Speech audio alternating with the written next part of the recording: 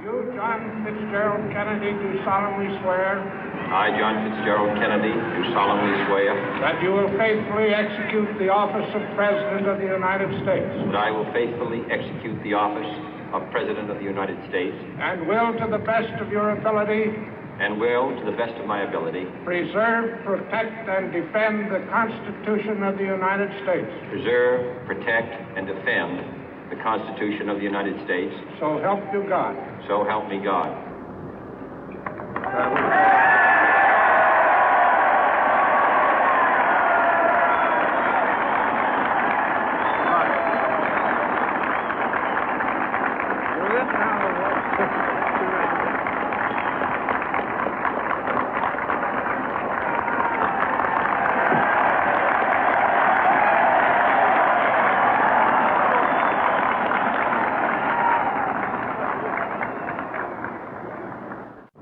Vice President Johnson, Mr. Speaker, Mr. Chief Justice, President Eisenhower, Vice President Nixon, President Truman, Reverend clergy, fellow citizens.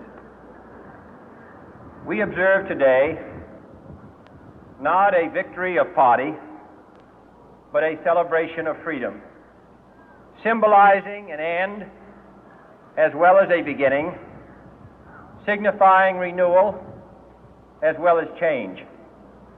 For I have sworn before you and Almighty God the same solemn oath our forebears prescribed nearly a century and 3/4 ago.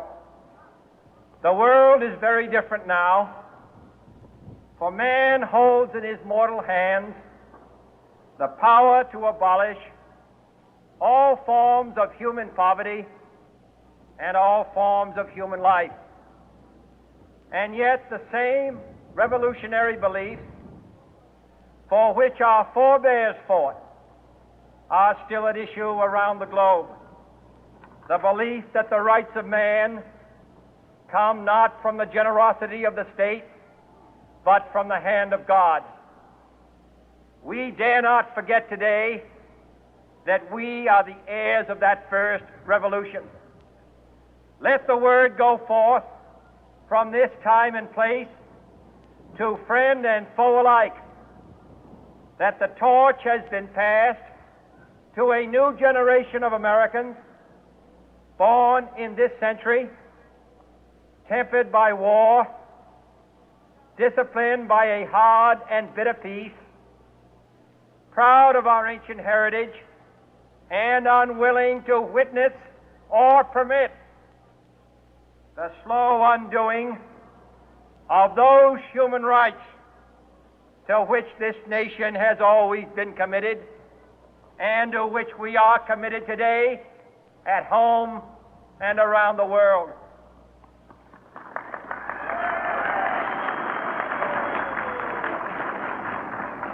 Let every nation know, whether it wishes us well or ill, that we shall pay any price, bear any burden, meet any hardship, support any friend, oppose any foe to assure the survival and the success of liberty.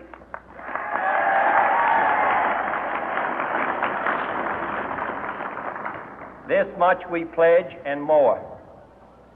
To those old allies whose cultural and spiritual origins we share, we pledge the loyalty of faithful friends. United, there is little we cannot do in a host of cooperative ventures. Divided, there is little we can do, for we dare not meet a powerful challenge at odds and split asunder. To those new states whom we welcome to the ranks of the free, we pledge our word that one form of colonial control shall not have passed away, merely to be replaced by a far more iron tyranny. We shall not always expect to find them supporting our view, but we shall always hope to find them strongly supporting their own freedom, and to remember that in the past, those who foolishly sought power by riding the back of the tiger ended up inside.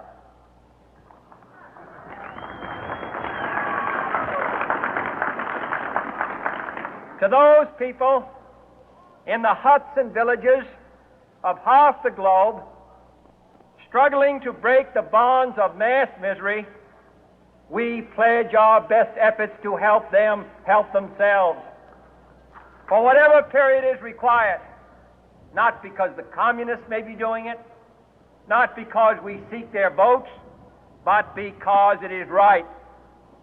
If a free society cannot help the many who are poor, it cannot save the few who are rich.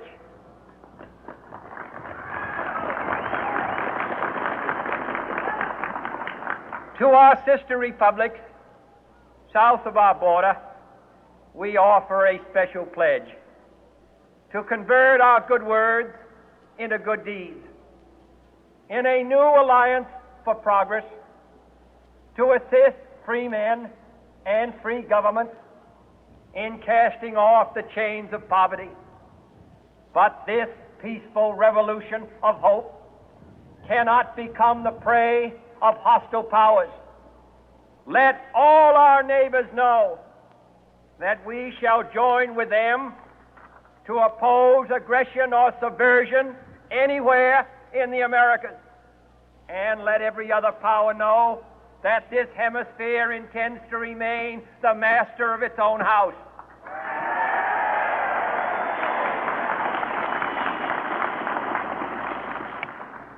To that World Assembly of Sovereign States, the United Nations, our last best hope, in an age where the instruments of war have far outpaced the instruments of peace, we renew our pledge of support to prevent it from becoming merely a forum for invective, to strengthen its shield of the new and the weak, and to enlarge the area in which its writ may run.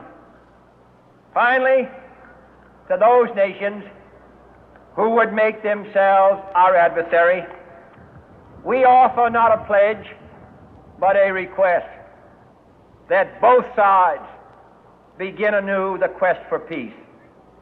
Before the dark powers of destruction, unleashed by science, engulf all humanity in planned or accidental self-destruction, we dare not tempt them with weakness, for only when our arms are sufficient beyond doubt can we be certain beyond doubt that they will never be employed. But neither can two great and powerful groups of nations take comfort from our present course, both sides overburdened by the cost of modern weapons, both rightly alarmed by the steady spread of the deadly atom, yet both racing to alter that uncertain balance of terror that stays the hand of mankind's final war. So let us begin anew, remembering on both sides that civility is not a sign of weakness, and sincerity is always subject to proof. Let us never negotiate out of fear, but let us never fear to negotiate.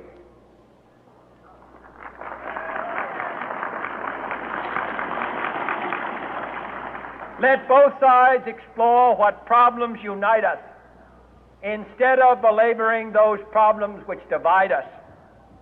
Let both sides, for the first time, formulate serious and precise proposals for the inspection and control of arms, and bring the absolute power to destroy other nations under the absolute control of all nations.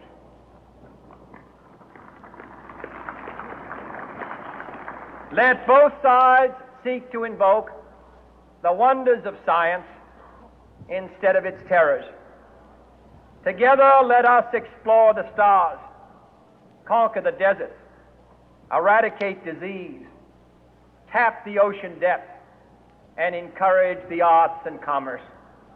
Let both sides unite to heed in all corners of the earth the command of Isaiah to undo the heavy burden and let the oppressed go free. And if a beachhead of cooperation